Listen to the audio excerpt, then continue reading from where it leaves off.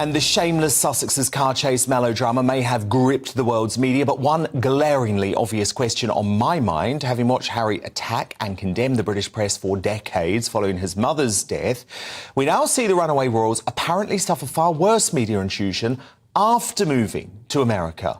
The grass isn't always greener, is it, Harry? You see, the UK boasts a strictly regulated media market that provides ample protection to members of the royal family, including Harry and Meghan, until they skulked off to the States. By contrast, the US media, and by the way, I completely support this, is covered by the revered First Amendment, which protects freedom of the speech and the press, meaning incidents like last night's New York car chase are much more likely. But what do you think?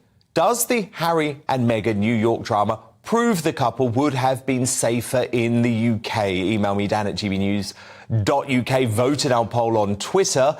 But to tackle this now, former Royal Protection Officer Di Davis, the American political analyst Lee Cohen, and the royal author and commentator, she gets mad at me when I say this, but she's a supporter of Harry and Meghan, Dr. Tessa Dunlop. So, Lee Cohen, let me kick off with you, because you happen to be in our great country at the moment for the NatCon conference. And you know I'm not attacking America at all. I think the First Amendment is brilliant. I wish we had it in the UK. But you have to admit the First Amendment does give photographers and paparazzi more free rein that they simply don't have in the UK, because there were no sort of chases or anything like that when Harry and Meghan were here. No, this is definitely true, and I agree completely with what you've just said, Dan. But, you know, if safety were the number one issue, then Harry and Meghan should simply have, this won't make me the most popular guy in the room, but they should have stayed in the UK as working royals, because moving to the United States, Harry's exposed his family without the protections that he would have enjoyed as the son of the monarch here. Yeah, indeed. I mean, you can't really disagree with that, Tessa Dunlop, can you? They would have been far more safe here, far more protected here. Forgive me for going off piece, but I've had the misfortune of being wired into your show from the top. And before we get into the spurious debate about whether Harry and Meghan should have remained in the royal prison, which is how they perceived it, what your contributors just said is, oh, they can't possibly leave the royal family, otherwise they're unsafe, which makes you worry about the institution if it's one you can't leave. But before we come to that spurious point, if I may just point out, first of all, your montage at the top of the show when you accused the mainstream mass media of buying hook, line and sinker the Sussexes quotes. That's not true. I featured in some of those programmes. You cut out early from every clip. In each case, they said, according to the Sussexes, as reported by the Sussexes, breaking news, they qualified, they weren't stating 100%. That's what happened. That statement went around the world. I've not finished. That statement went around the world and it was treated as fact. Meghan Markle and Prince Harry continue to face criticism over what many call a glaring contradiction. They often speak of their desire for privacy, yet they remain some of the most media-visible figures in the world. Royal commentator Lee Cohen describes this as a vicious cycle, one where the couple seeks attention while demanding to be left alone. It's a pattern that has defined much of their post-royal life. From the moment they stepped back from royal duties, Harry and Meghan have said they want to protect their personal lives. However, since that declaration, they've signed deals with Netflix and Spotify, given major televised interviews. And may I just say, in defense of my statement, Tessa, that it was owing to Harry and Meghan's very poor choices to actually pull back that their family was exposed. It had nothing to do with the royal family. It had nothing to do. It was all owing to them and their narcissistic, self-serving choices to move to the United States. Indeed. How do you respond to that, Tessa?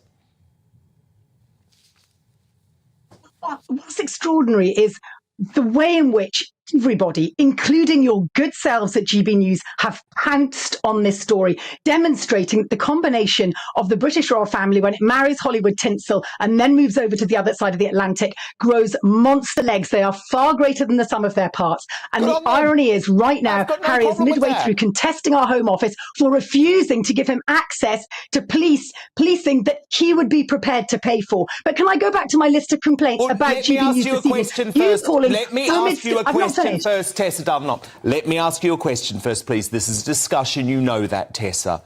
Tessa, do you concede that the statement was a lie? There was no near catastrophic car chase. Bringing me nicely onto one of a question that brings me nicely onto one of my other issues with your earlier program. You referred to the New York Mayor. I'm going to answer your question, Dan. I'm answering your question. You referred to the New York Mayor, Eric Adams, as downplaying this, as it not being catastrophic. What you didn't say was he conceded it could have been extremely dangerous and that the NYPD said it was a challenging situation. I continue. And the mayor said the paparazzi had been both reckless and irresponsible. So actually, what do you want? Do you want death? Do you want cars to collide? Do you want whiplash before we can prove that they are potentially in danger? Because I agree there's a contradiction at the heart of this here, where they seek publicity and they also want privacy. But I don't like where this is going. Let me bring Di Davis in on this, because Di, you're of course a former Royal Protection Officer, considered one of the best in the business. Surely you concede, looking at this incident and the shocking security detail meant to be protecting Harry and Meghan, who let them go into a yellow cab with a driver who they didn't know if he was drunk or on drugs. I mean, Mr. Singh, very good driver, we know now, but they had no idea when they shoved him into that yellow cab. Surely you concede, Di, that they would have been safer if they'd stayed in the UK. Well, yes, I totally agree. I'm sorry I missed most of your contributors because I went offline. Yes, certainly, if they were still in the United Kingdom and they were getting royalty protection, I don't think the events, as is alleged, and it's alleged because a lot of it we haven't actually got to the bottom of it yet. But of course, if they were in Britain, if they were working royals, they would be protected. As far as I know, if the committee that decides this took on board the evidence, the intelligence, then of course Harry and Meghan, if they were working royals, would get protection. In terms of the fact that he wants it as a that's a matter for intelligence and for a precedent, I think, shouldn't be set that anyone like Harry, if the risk isn't there, his auntie Anne doesn't get it full time. I'm against that. If you're a royal and you're working, I think you should get it full time. And if he was back here, and in fact, he's had it. Every time he's been back here... He got it. Exactly. Tessa, don't you think that it's wrong to make comparisons to Princess Diana's death? Princess Diana died because of a drunk driver, because of the fact she wasn't wearing a seatbelt. Where are the comparisons? And published Harry's memoir Spare. These are not the actions of people trying to step out of the spotlight. Instead, they've revealed more about themselves than most royals ever have. According to Cohen, the Sussexes seem to want to control when and how they're seen. They want to share their story, but only on their terms. When media attention is favorable, they engage with it fully. When it turns critical, they accuse the press of intrusion. This selective approach has fueled accusations of hypocrisy and has kept them constantly in the headlines. The pattern continues with every public appearance. A new documentary, podcast, or statement is released. The media reacts. The couple receives both praise and criticism. This is some sort of weird, sick, emotional game playing, is it not, Tessa? Interesting you should bring that up, because the New York Mayor you cited at the top of your show, Eric Adams, also brought up how deeply emotional it must have been for the pair, given what happened to Diana. So forgive me for going with his editorial, Dan, and not yours. I think we can all agree that for Harry, last night will have been something of a trigger. We can also all agree, despite the fact you frame me as a Sussex supporter, that yes, there is a contradiction at the heart of their narrative where they both attention seek and want privacy. But But finally, I think what this proves you admit is that. they have gigantic media pull and they have a very expensive quest. Lee wants and to that come in is here. how to pay for their own security. And to be able to pay for it, they're going to have to keep performing. It's called a vicious circle, a bit like your show, Dan. I'm sorry, this is absolute rubbish.